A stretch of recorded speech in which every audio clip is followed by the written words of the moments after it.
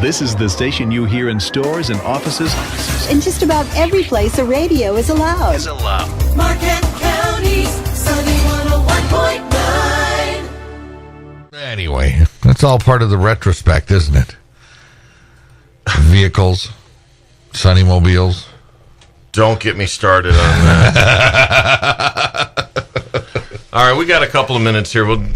We got a perfectly The good... Pistons won, the Red Wings lost. There's sports. They rebuilt the bridge, and no one in government knows what they're doing. There's your news. There's your news. Today. So the Sunny will be, you can't talk about 10 years of this station without bringing up the big bomb. Big monstrosity that was known as the Sunnymobile. For those of you that don't remember or weren't around, this was a 77 GMC Birchhaven. Big fiberglass yellow camper. Right. With logos all over it, and it was like this. It was kind of like the big mystery machine. Yeah, because everybody wanted to know what was in there, and we never let anybody in because it was wrecked on the inside. I mean, it was trash. But people had this idea that it was a studio inside. But before we go any further on the fact that it was trashed, it wasn't when we got it. We trashed it. Yeah, we trashed it. Okay, Todd, I know we trashed it. Regardless of what Mike Flavor tried to do to fix it, we trashed it. Regardless of how badly you blew up the engine, Todd, we trashed it.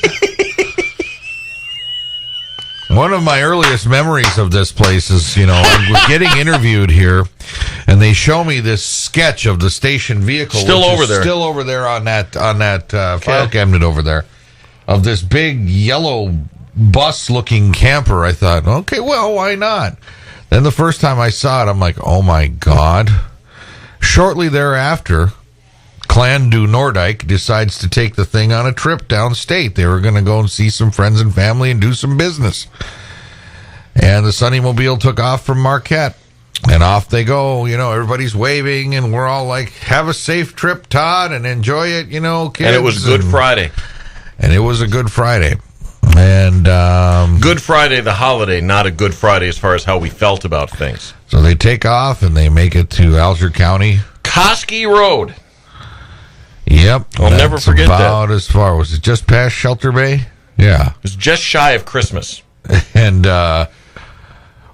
apparently, the motor disagreed. It blew up. Yeah. And then we get a phone call.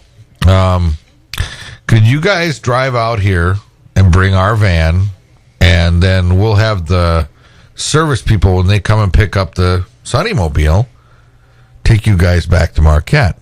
3 hours later. Me, myself, Mr. Evans here, go out there. It's in the middle of nowhere, sitting on the side of the road, leaking fluids like, you're squeezing a sponge. Coolant, oil, everywhere, water, just everywhere. It blew a gasket. It blew a head gasket is what it did, if I remember. And blew it off. Right. Blew the actual valve cover off the right side of the engine. So we get the van, and they, the Nordijk family all jumps in and takes off on their journey, and said, don't worry, the wrecker's coming soon. 3 hours. 3 hours you and I sat in that damn camper waiting by the side of the road in Alger County, where there was nothing to go to. No. We weren't within walking distance to go anywhere. This was before the era of cell phones, where we could have called somebody to come and pick us up to get us out of there. So we sat and we waited, and we waited, and we waited. And that was the first of a multitude of Sunnymobile stories, including destroying the lawn at Hungry Howie's. Yeah, the brand new landscape lawn. Let's see, the parking lot incident at Michigan Paper Party World. Where it got stuck for 2 weeks. But you know what's really funny? To this day, regardless of all the headaches, one of the best things we ever did.